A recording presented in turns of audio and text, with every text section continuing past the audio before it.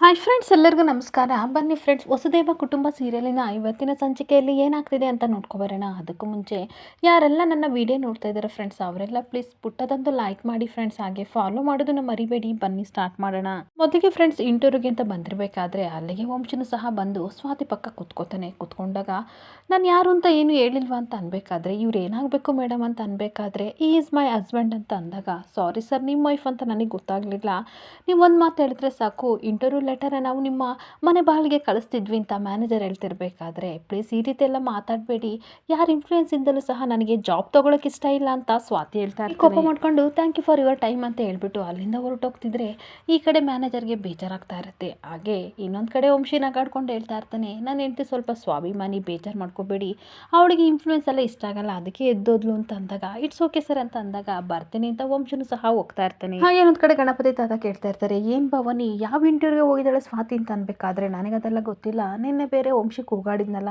ಅದಕ್ಕೆ ಸಿಕ್ಕಾಬಿಟ್ಟೆ ರಿಸರ್ವ್ ಆಗಿ ನನ್ನ ಕಾಲ ಮೇಲೆ ನಿಂತ್ಕೋಬೇಕು ಅಂತ, ಏನೋ ಕೆಲಸ ತಗೋಬೇಕು ಅಂತ ಸ್ವಾತಿ ಹೋಗಿದ್ದಾಳೆ ಅಂತ ಅಂದಾಗ, ನನಗೂ ಅಷ್ಟೇ ಸಿಕ್ಕಾಬಿಟ್ಟೆ ಬೇಜಾರಾಗ್ತಿದೆ. ನಿನ್ನೆ ನೋಡಿದ್ರೆ ವಂಶಿ ಆ ರೀತಿ ಕೂಗಾಡೋ ನೆಸೆಸಿಟಿ ತಾನೇ ಇತ್ತಾ, ಹೋಗ್ಲಿ ಬಿಡು, ಬರಲಿ ಅವರಿಬ್ಬರ ಜೊತೆ ನಾನು ಮಾತಾಡ್ತೀನಿ ಅಂತ ಗಣಪತಿ ತಾತ ಹೇಳ್ತಾ ಇರ್ತಾರೆ. ಹಾಗೆ ಈ ಕಡೆ ಸ್ವಾತಿ ತುಂಬ ಕೋಪ ಮಾಡ್ಕೊಂಡು ಇಂಟರ್ವ್ಯೂಗೆ ಹೋದಳು ವಾಪಸ್ ಬಂದು ಹೊರಗಡೆ ಓಡಾಡ್ತಿರ್ಬೇಕಾದ್ರೆ, ಅಷ್ಟೊತ್ತಿಗೆ ವಂಶಿ ಪಕ್ಕದಲ್ಲಿ ಬಂದು ನಿಂತ್ಕೋತಾನೆ. ಹಲೋ ಮೇಡಮ್ ಅವ್ರೆ, ಇವಾಗಾದ್ರೂ ಗೊತ್ತಾಯ್ತಾ ಈ ವಂಶಿ ಇನ್ಫ್ಲೂಯೆನ್ಸ್ ಅಂತಂದರೆ ಏನು ಅಂತ ಅಂದ್ಕೊಂಡಿದ್ದೀರಾ? ಇಡೀ ಬೆಂಗಳೂರಲ್ಲಿ ಯಾವ ಕಂಪನಿಗೆ ಹೋದ್ರೂ ಸಹ ನನ್ನ ಇನ್ಫ್ಲೂಯೆನ್ಸ್ ಇದ್ದೇ ಇರುತ್ತೆ ಅಂತ ಅನ್ಬೇಕಾದ್ರೆ, ಬೆಂಗಳೂರೇ ನಿಮ್ಮ ಸ್ವಂತದ್ದ, ಏನು ಅಂದ್ಕೊಂಡಿದ್ದೀರಾ? ಬೇಜಾನ್ ಕೆಲಸ ಇದ್ದಾವೆ, ಖಂಡಿತ ನನಗೊಂದು ಸಿಕ್ಕೇ ಸಿಗುತ್ತೆ ಅಂತ ಕೋಪದಿಂದ ಹೇಳ್ತಾ ಇರ್ತಾಳೆ. ಮತ್ತೆ ವಂಶಿ ಹೇಳ್ತಾ ಇರ್ತಾನೆ, ನಾನೇನಂದೆ, ಖಂಡಿತ ನಿನಗೆ ಜಾಬ್ ಸಿಕ್ಕೇ ಸಿಗುತ್ತೆ, ಆದರೆ ಎಲ್ಲ ಕಡೆ ನನ್ನ ಇನ್ಫ್ಲೂಯೆನ್ಸ್ ಇದ್ದೇ ಇರುತ್ತೆ ಅಂತ ಅನ್ಬೇಕಾದ್ರೆ, ನಿಮ್ಮ ಇನ್ಫ್ಲೂಯೆನ್ಸ್ ಇಲ್ದಿರೋ ಕಡೆ ನಾನು ಹುಡುಕ್ತೀನಿ ಅಂತ ಅಂದಾಗ, ನೋಡೋಣ ಈ ಬೆಂಗಳೂರಲ್ಲಿ ಹುಡುಕೋ ನೋಡೇ ಬಿಡ್ತೀನಿ ಅಂತ ಅಂದಾಗ, ಸರಿ ಆಯಿತು ನಾನು ಹುಡುಕ್ತೀನಿ ಅಂತ ಕೋಪದಿಂದ ಹೇಳ್ತಿರ್ಬೇಕಾದ್ರೆ, ಈ ಕೊಬ್ಬಿಗೇನು ಕಮ್ಮಿ ಇಲ್ಲ, ನೀನು ಹೇಗಾದರೂ ಹುಡ್ಕೋ, ನನ್ನ ಪಾಡಿ ನಾನು ಮನೆಗೆ ಹೋಗ್ತೀನಿ ಅಂತ ಹೋಗ್ತಾ ಇರಬೇಕಾದ್ರೆ, ಅಷ್ಟೊತ್ತಿಗೆ ವಂಶಿಗೆ ಫೋನ್ ಬರ್ತಾ ಇರುತ್ತೆ. ಹೇಳಿ ತಾತ, ಏನು ಮಾಡಿದ ವಿಷಯ ಅಂದಾಗ, ಎಲ್ಲಿದೆಯಾ ವಂಶಿ ಅಂತ ಅಂದಾಗ, ಆಫೀಸಲ್ಲಿದ್ದೀನಿ ಅಂತ ಸುಳ್ಳು ಹೇಳ್ತಿರ್ಬೇಕಾದ್ರೆ, ಏನು ತಾತ ಏನಾದರೂ ಬೇಕಿತ್ತಾ ಅಂತ ಕೇಳ್ತಾ ಇರ್ತೇನೆ. ನನಗೇನು ಬೇಡ, ಸ್ವಾತಿ ಎಲ್ಲೋ ಇಂಟರ್ವ್ಯೂಗೆ ಹೋಗಿದ್ದಾಳಂತೆ, ಅವಳನ್ನ ಕರ್ಕೊಂಡು ಮನೆಗೆ ಬಾರೋ ಅಂತ ಅಂದಾಗ, ಇಂಟರ್ವ್ಯೂಗೆ ಹೋಗಿದ್ದಾಳ, ಹೋಗ್ಲಿ ಬಿಡಿ, ಬೆಂಗಳೂರಲ್ಲಿ ಎಷ್ಟು ಕಂಪ್ನಿ ಇದ್ದಾವೆ, ಎಲ್ಲೋ ಹೋಗಿದ್ದಾಳೆ, ಓದೋಳಿಗೆ ಬರೋ ದಾರಿ ಗೊತ್ತಿಲ್ವಾ, ಬರ್ತಾಳೆ ಬಿಡಿ ತಾತ ಅಂತ ಅನ್ಬೇಕಾದ್ರೆ, ನನಗೆ ಅದೆಲ್ಲ ಗೊತ್ತಿಲ್ಲ, ಇದು ನನ್ನ ಆರ್ಡರ್ ಅನ್ಕೋ, ಮನೆಗೆ ಬರಬೇಕಾದ್ರೆ ನಿನ್ನ ಜೊತೆ ಸ್ವಾತಿ ಬರಲೇಬೇಕಂತ ಹೇಳಿ ತಾತ ಫೋನ್ ಕಟ್ ಮಾಡಿಬಿಡ್ತಾರೆ. ಹಾಗೆ ಇನ್ನೊಂದು ಕಡೆ ತನ್ನ ಪಾಡಿಗೆ ತಾನು ಇಂಟರ್ವ್ಯೂಗೆ ಹೋಗಬೇಕು ಅಂತ ಸ್ವಾತಿ ಹೋಗ್ತಾ ಇದ್ರೆ, ಕೈ ಹಿಡ್ಕೊಂಡು ಬಾ ಮನೆಗೆ ಹೋಗೋಣ ಅಂತ ಇರ್ತಾನೆ. ಏನಕ್ಕೆ ಅಂತ ಅಂದಾಗ, ಕಾರ್ ಹೊತ್ತು ಹೇಳ್ತೀನಿ ಅಂತ ಅಂದಾಗ, ನಾನು ಬರಲ್ಲ, ಇಂಟರ್ವ್ಯೂ ಹೋಗಬೇಕು ಅಂತ ಅನ್ಬೇಕಾದ್ರೆ, ಈ ಕಡೆ ತಾತನ ಆರ್ಡರ್ ಆಗಿದೆ ಮನೆಗೆ ಬಾ ಅಂತ ಅಂದಾಗ, ಅಯ್ಯೋ ಮಹಾರಾಜರೇ, ನಾನಂತೂ ಮನೆಗೆ ಬರಲ್ಲ, ಅದು ನಿಮ್ಮ ಕಾರಲ್ಲಿ ನಾನು ಕೂತ್ಕೊಳ್ಳೋಕ್ಕಾಗುತ್ತಾ ಅಂತ ಕೇಳ್ತಾ ಇರ್ತಾಳೆ. ನನಗೂ ಕೂರಿಸ್ಕೊಳ್ಳೋಕೆ ಇಷ್ಟ ಇಲ್ಲ, ಆದರೆ ಏನು ಮಾಡಲಿ, ತಾತ ಆರ್ಡರ್ ಮಾಡಿದಾರಲ್ವಾ, ನೀನು ನನ್ನ ಜೊತೆ ಬರಬೇಕಷ್ಟೇ ಅಂತ ವಂಶಿ ಹೇಳ್ತಾ ಇರ್ತಾನೆ. ಹಾಗೆ ಮತ್ತೆ ವಂಶಿ ಬೈಕೋತಾ ಇರ್ತಾನೆ, ಸಿಚುವೇಶನ್ ಯಾವಾಗಲೂ ನನ್ನ ಕಡೆನೇ ಇರುತ್ತಲ್ಲ, ಅಚ್ಚೆ ಏನು ಮಾಡೋದು, ಎಲ್ಲ ನನ್ನ ಕರ್ಮ ಅಂತ ಅಂದ್ಬಿಟ್ಟು, ಬಾ ಹೋಗೋಣ ಅಂತ ಅಂದಾಗ, ಸಾರಿ ಕೇಳಿ ಹಾಗಾದರೆ ಬರ್ತೀನಿ ಅಂತ ಹೇಳ್ತಾ ಇರ್ತಾಳೆ. ಆಗ ವಿಧಿ ಇಲ್ದಲೆ, ಸಾರಿ ಬಾ ಮನೆಗೆ ಹೋಗೋಣ ಅಂತ ಅಂದಾಗ, ಇವಳಿಗಂತೂ ಸಿಕ್ಕಾಬಟ್ಟೆ ಖುಷಿಯಾಗಿ, ಇನ್ನೊಂದ್ಸಲ ಹೇಳಿ ಅಂತ ಅಂದಾಗ, ಸರಿ ಓಕೆ ಸಾರಿ ಬಾ ಅಂತ ಕರಿತಾ ಇರ್ತಾನೆ. ಸರಿ ಕಾರಲ್ಲಿದೆ ಹೇಳಿ, ಬನ್ನಿ ಹೋಗೋಣ ಅಂತ ಖುಷಿಯಿಂದ ಹೋಗ್ತಾ ಇದ್ರೆ, ಇವನಿಗಂತೂ ಸಿಕ್ಕಾಬಟ್ಟೆ ಕೋಪ ಬರ್ತಾ ಇರುತ್ತೆ. ಹಾಗೆ ಇನ್ನೊಂದು ಕಡೆ ಮನೇಲಿ ಮೇಘ ಫೋನು ರಿಂಗ್ ಆಗ್ತಿರ್ಬೇಕಾದ್ರೆ ಪದ್ಮಕ್ಕೆ ಹೋಗ್ತಾ ಇರ್ತಾಳೆ, ಬಾ ನಿನ್ನ ಫೋನ್ ರಿಂಗ್ ಆಗ್ತಿದೆ ತಗೋ ಅಂತ ಅಂದಾಗ, ಫೋನ್ ನೋಡಿ ಹಾಗೆ ಮ್ಯೂಟ್ ಮಾಡ್ತಿರ್ಬೇಕಾದ್ರೆ ಅಷ್ಟೊತ್ತಿಗೆ ಕುಮಾರ ಬರ್ತಾನೆ. ಯಾರ್ದಮ್ಮ ಫೋನು ರಿಂಗ್ ಆಗ್ತಿದ್ದು, ಯಾರು ಮಾಡಿದ್ದು ಅಂತ ಅಂದಾಗ, ಯಾರಿಲ್ಲ ಬಾವ, ಕಂಪನಿ ಕಾಲ್ಸ್ ಅಂತ ಹೇಳ್ತಿರ್ಬೇಕಾದ್ರೆ, ಪರವಾಗಿಲ್ಲ ಅದೇನಂತ ರಿಸೀವ್ ಮಾಡಿ ಮಾತಾಡು ಅಂತ ಅಂದಾಗ, ಬೇಡ ಬಾವ ಸುಮ್ಮನೆ ತಲೆ ತಿಂತಾರೆ ಅಂತ ತನ್ನ ಪಾಡಿಗೆ ತಾನು ಮೇಘ ಬೇಜಾರಿಂದ ಹೋಗ್ತಾ ಇರಬೇಕಾದ್ರೆ, ಪದ್ಮ ಹೇಳ್ತಾ ಇರ್ತಾರೆ, ವಿಷಯನ ಮುಚ್ಚಿಡಬೇಡ, ಏನು ಅಂತ ಹೇಳು, ನನಗೆಲ್ಲ ಸತ್ಯ ಗೊತ್ತು ಅಂತ ಅಂದಾಗ, ಅದೇನೇ ಅಂತ ಅಜ್ಜಿ ಕೇಳ್ತಿರ್ಬೇಕಾದ್ರೆ, ಕಾಲೇಜಿಂದ ಕಾಲ್ ಮಾಡ್ತಿದ್ದಾರೆ ಅಂತ ಹೇಳ್ತಾ ಇರ್ತಾಳೆ. ಏನು ಕಾಲೇಜಿಂದಲ್ಲ, ನಾನೇನೋ ಆ ಕಿತಾಪತಿ ಪಶುಪತಿ ಮಗ ಅಂತ ಅಂದ್ಕೊಂಡಿದ್ದೆ ಅಂತ ಅಂದಾಗ, ರಂಜನೆಲ್ಲ ಮಾಡ್ತಾ ಇರೋದು ಕಾಲೇಜಿಂದ, ಫೀಸ್ ಕಟ್ಟಲಿಲ್ಲ ಅಂತ ಅಂದರೆ ಮುಂದಿನ ವರ್ಷಕ್ಕೆ ಕಾಲೇಜಿಗೆ ಹೋಗೋಕ್ಕಾಗಲ್ಲ, ಅದಕ್ಕೋಸ್ಕರ ಅವರು ಕಾಲ್ ಮಾಡ್ತಿದ್ದಾರೆ, ಇವಳು ಫೋನಲ್ಲಿ ಮಾತಾಡೋಕ್ಕೆ ಹಿಂಜರಿತಿದ್ದಾಳೆ ಅಂತ ಪದ್ಮ ಹೇಳ್ತಾ ಇದ್ರೆ, ಎಲ್ಲರೂ ಬೇಜಾರಾಗಿ ನಿಂತಿರ್ಬೇಕಾದ್ರೆ ಕುಮಾರ, ನಿಜನಾ ಮೇಘ ಅಂತ ಕೇಳ್ತಾ ಇದ್ರೆ ಹೂ ಅಂತ ಹೇಳ್ತಾ ಇರ್ತಾಳೆ. ಹಾಗೆ ಮತ್ತು ಪದ್ಮನು ಸಹ ಹೇಳ್ತಾ ಇರ್ತಾಳೆ, ಅತ್ತೆ ನಮ್ದು ಎಂಥ ಹಣೆಬರನೇ ಸರಿ ಇಲ್ಲ, ನಮ್ಮ ಗೀತನಿಗಂತೂ ಓದೋ ಆಸಕ್ತಿ ಇರಲಿಲ್ಲ, ಆದರೆ ನಮ್ಮ ಸ್ವಾತಿಗೆ ಓದೋ ಆಸಕ್ತಿ ಇತ್ತು, ಮನೆ ಜವಾಬ್ದಾರಿನ ಕೊಟ್ಬಿಟ್ವಿ,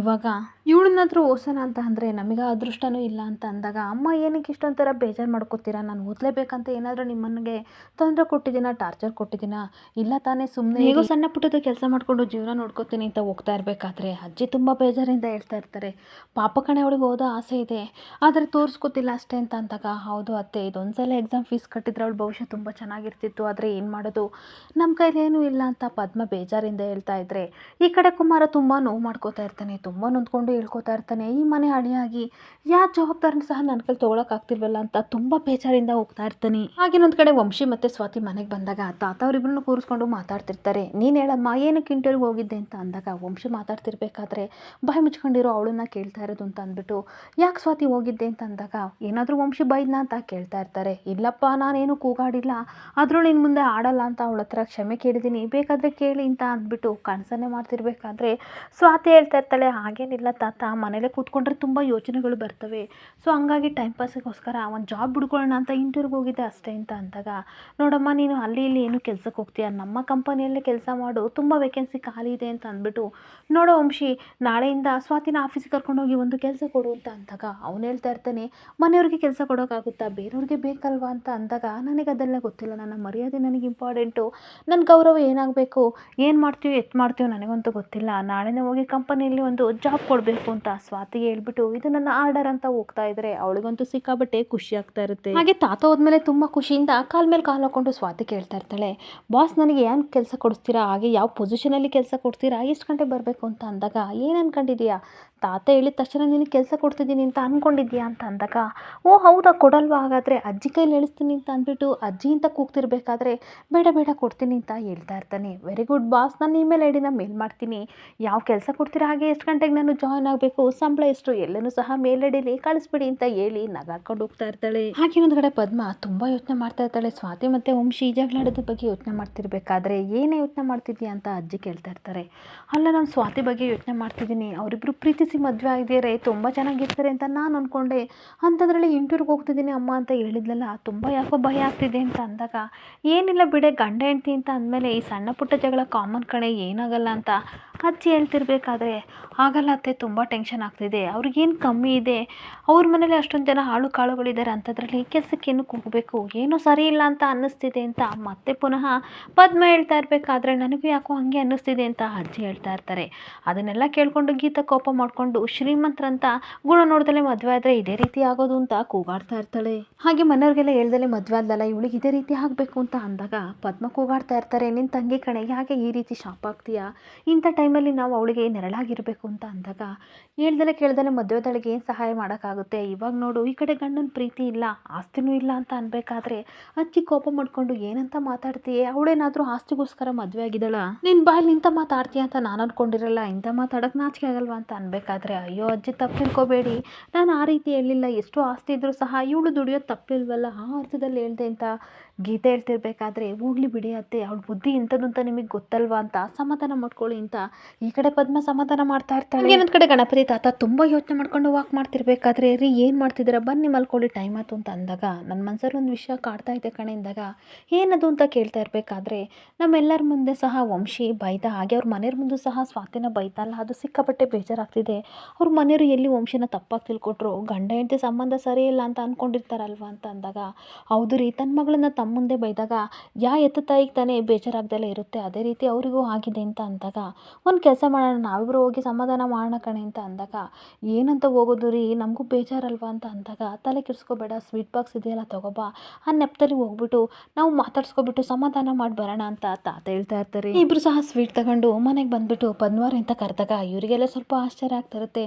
ಬನ್ನಿ ಬನ್ನಿ ಅಮ್ಮ, ಬನ್ನಿ ಸರ್, ಕೂತ್ಕೊಳ್ಳಿ ಅಂತ ಕೂರಿಸ್ಬಿಟ್ಟು, ಪ್ರೀತಿ ನೀರು ತಗೋಬೇಕು, ಹಾಗೆ ಕಾಫಿ ಟೀ ಏನಾದ್ರು ತರಲ್ಲ ಅಂತಂದಾಗ, ಏನು ಬೇಡಮ್ಮ, ನೀರು ಬೇಕು ಅಂತಂದಾಗ ಗೀತಾ ನೀರು ತಂದು ಕೊಟ್ಟಾಗ ಎಲ್ಲರೂ ಅವ್ರ ಮುಖನ ನೋಡ್ತಾ ಇರ್ತಾರೆ. ಏನು ಗೊತ್ತಾ, ಫಾರಿನ್ನಿಂದ ವಂಶಿ ಫ್ರೆಂಡು ಸ್ವೀಟ್ ತಂದಿದ್ದು, ಅದಕ್ಕೆ ನಿಮಗೆ ಕೊಟ್ಟೋಗೋಣ ಅಂತ ಬಂದಿದ್ದೀನಿ ಅಂತ ಅಂದ್ಬಿಟ್ಟು ಪ್ರೀತಿ ಕೈಲಿ ಸ್ವೀಟ್ ಕೊಡ್ತಾರೆ. ಹಾಗೆ ಹೌದಾ ಸರಿ, ಹೇಳಿ ಕಳಿಸಿದ್ರೆ ಪ್ರೀತಿನೇ ಕಳಿಸ್ತಿದ್ದೆ, ನೀವೇನಕ್ಕೆ ತೊಂದರೆ ತಗೊಂಡ್ರಿ ಅಂತ ಈ ಕಡೆ ಪದ್ಮ ಹೇಳ್ತಾ ಇರಬೇಕಾದ್ರೆ, ನಿಮ್ಮ ಹತ್ರ ಒಂದು ಇಂಪಾರ್ಟೆಂಟ್ ವಿಷಯನ ಮಾತಾಡಬೇಕಿತ್ತು, ಅದಕ್ಕೆ ಬಂದ್ವಿ ಅಂತ ಇಬ್ಬರು ಹೇಳ್ತಿದ್ರೆ ಇವ್ರಿಗೆ ಸ್ವಲ್ಪ ಟೆನ್ಷನ್ನು ಜಾಸ್ತಿ ಆಗ್ತಾ ಇರುತ್ತೆ. ಹಾಗೆ ಪದ್ಮ ಏನು ವಿಷಯ ಅಂತ ಅನ್ಬೇಕಾದ್ರೆ, ಏನಿಲ್ಲ, ಮೊನ್ನೆ ನನಗೆ ಹುಷಾರಿಲ್ಲದಾಗ ವಂಶಿ ತುಂಬ ಗಾಬರಿ ಪಡ್ಕೊಂಡಿದ್ದ, ಜೊತೆಗೆ ಸ್ವಾತಿ ಮೇಲೆ ಸ್ವಲ್ಪ ಕೂಗಾಡ್ದ, ಅದನ್ನು ನೀವು ತಪ್ಪಾಗಿ ತಿಳ್ಕೊಂಡಿದ್ದೀರಾ, ದಯವಿಟ್ಟು ಕ್ಷಮಿಸಿ, ನನ್ನ ಮೇಲೆ ಪ್ರೀತಿ ಜಾಸ್ತಿ ಆಗಿ ಅವನಿಗೆ ಭಯದಿಂದ ಆ ರೀತಿ ಕೂಗಾಡಿದ್ದಾನೆ, ಆದರೆ ಇದೇ ಫಸ್ಟ್ ಟೈಮ್ ಅವರಿಬ್ಬರು ಜಗಳ ಆಡಿದ್ದು ಅಂತ ಅಂದಾಗ, ನನಗೂ ಅದೇ ಟೆನ್ಷನ್ ಆಗ್ತಿತ್ತು ಅಂತ ಪದ್ಮ ಹೇಳ್ತಾ ಇರ್ತಾಳೆ. ಜೊತೆಗೆ ಕೆಲಸ ಬೇರೆ ಹುಡ್ಕೊಂಡು ಹೋಗಿದ್ಲಲ್ಲ, ತುಂಬ ಟೆನ್ಷನ್ ಆಯಿತು, ನನಗೂ ನಮ್ಮ ಅತ್ತೆಗೂ ಅದೇ ಯೋಚನೆಯಲ್ಲಿ ನಾವಿಬ್ಬರು ಕೂತಿದ್ವಿ ಅಂತ ಅಂದಾಗ ಟೆನ್ಷನ್ ಮಾಡ್ಕೋಬೇಡಿ. ಅವರಿಬ್ಬರು ತುಂಬ ಒಳ್ಳೆಯವರು. ಯಾವುದೋ ಇದಕ್ಕೋಸ್ಕರ ಫಸ್ಟ್ ಟೈಮ್ ಈ ರೀತಿ ಜಗಳ ಆಡಿದ್ದಾರೆ. ಆಮೇಲೆ ವಂಶಿ ಸಾರಿ ಕೇಳ್ದ ಅಂತ ಅಂದಾಗ ಪದ್ಮನಿಗೆ ಸಿಕ್ಕಾಪಟ್ಟೆ ಖುಷಿ ಆಗ್ತಾ ಇರುತ್ತೆ. ಅಂತೂ ನೀವು ಈ ಮಾತನ್ನ ಹೇಳಿದ್ರಲ್ಲ, ನನಗೆ ಸಿಕ್ಕಾಪಟ್ಟೆ ಖುಷಿ ಆಗ್ತಿದೆ ಅಣ್ಣ ಅಂತ ಅನ್ಬೇಕಾದ್ರೆ ಒಳ್ಳೇದಾಗಲಿ, ಏನಾಗಲ್ಲ. ಹಾಗೆ ಕೆಲಸದ ವಿಚಾರಕ್ಕೆ ಅವಳಿಗೆ ತುಂಬ ಮನೇಲಿ ಕೂತು ಬೋರ್ ಆಗುತ್ತೆ ಅಂತ ಹೇಳ್ತಾ ಇದ್ಲು.